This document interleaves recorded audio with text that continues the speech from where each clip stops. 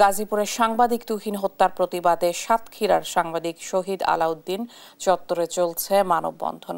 এ নিয়ে আরো জানাতে সরাসরি যুক্ত হয়েছেন সহকর্মী শরীফুল্লাহ কায়সার সুমন। সুমন, মানববন্ধন থেকে কি বলছেন অংশগ্রহণকারীরা? ইশিকা, আপনি যেভাবে বলছিলেন যে গাজীপুরে যে সাংবাদিক তুহিনকে, আসাদুজ্জামান তুহিনকে নৃশংসভাবে হত্যা করা হয়েছে, এটি আসলে কোনো সভ্য সমাজের জন্য কাম্য নয় এবং প্রত্যাশিত নয় বলে এখানকার সাংবাদিক নেতৃবৃন্দ জানাচ্ছেন।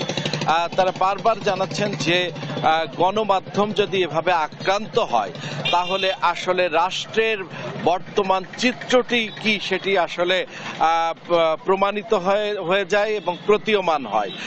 যে কারণেই আজকে বাংলাদেশের শুধু সাংবাদিক নয়, বাংলাদেশের প্রতিটি মানুষের নিরাপত্তার প্রশ্নে আজকে সাংবাদিকরা একাত্ম হয়েছে।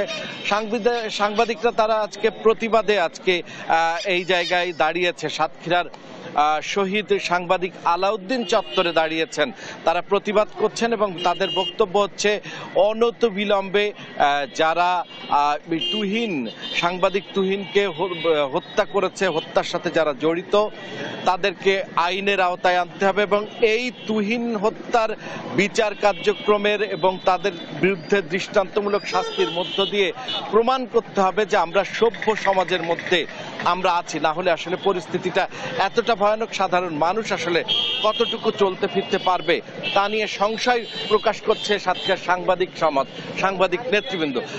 সাংবাদিক নেতৃবৃন্দ আসলে কি বলছে আমরা জানার চেষ্টা করি।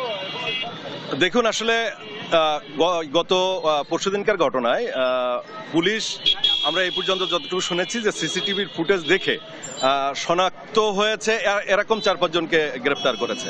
তো আসলে আমরা আশাবাদ ব্যক্ত করতে চাই না, আমরা আশ্বস্ত হতে চাই না। আমরা মনে করি যে আসলে পুলিশের এই যে বারংবার ব্যর্থতা এটি এবং সরকারের যে ব্যর্থতা এটি সাংবাদিকদেরকে একেবারে ঝুঁকির মধ্যে ফেলে দিচ্ছে।